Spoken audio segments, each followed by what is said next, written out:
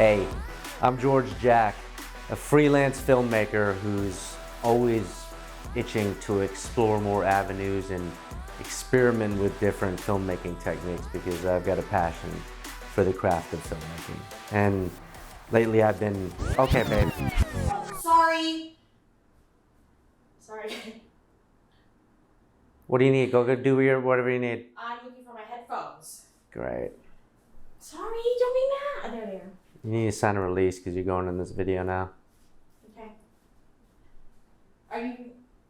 Fine, you know... Fine, I'll sit over here. Take two. Shh.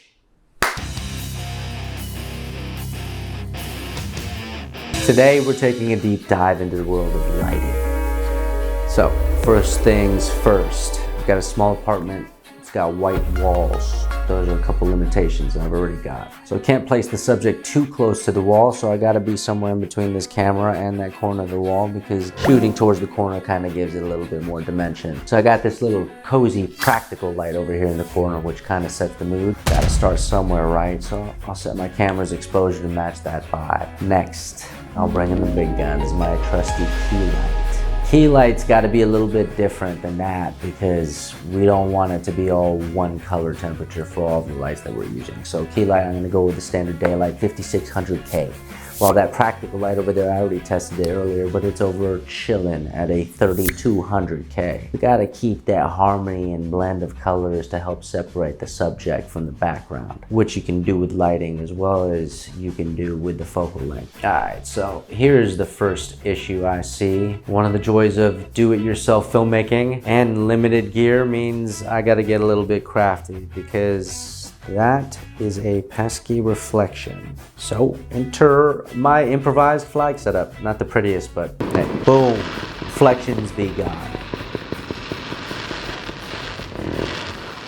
Next in the lighting setup is obviously your fill light. So we got the key light. Next is fill. Fill means fill in the shadows.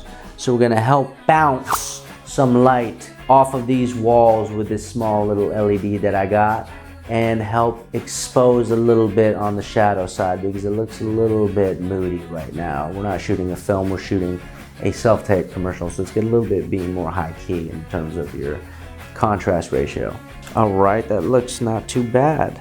Something's missing though. Ah, yes. The piece de resistance, as they say in France. The backlight. Time to add some depth. A little bit more drama, gotta make that subject pop, so give it a little bit of kicker on the back of a little bit of the head and shoulder right there. Ah. See, it's all about those little details that make a big difference. You don't even realize it. I'm just setting up for a self-tape in my living room, and all of these little details make a big difference. A moment of truth. Okay, that doesn't look too bad, but you know what? One thing that is important in lighting everybody talks about is motivated lighting. So see that little reflection in the mirror of those curtains? It looks a little bit unnatural for light to be coming from those curtains. Of course, I've got one light left, so I'll use that. Blast this little LED panel at those curtains. Okay, that doesn't look too bad. There we have it. Backlight went out, means it's time for this video to be up. My first YouTube tutorial, and hopefully it'll tell you a little bit about lighting because I learned a lot by just doing it myself. So You Don't Know Jack Films is going to be up next with I don't know what kind of video, but we'll figure it out. We'll see you on the next one.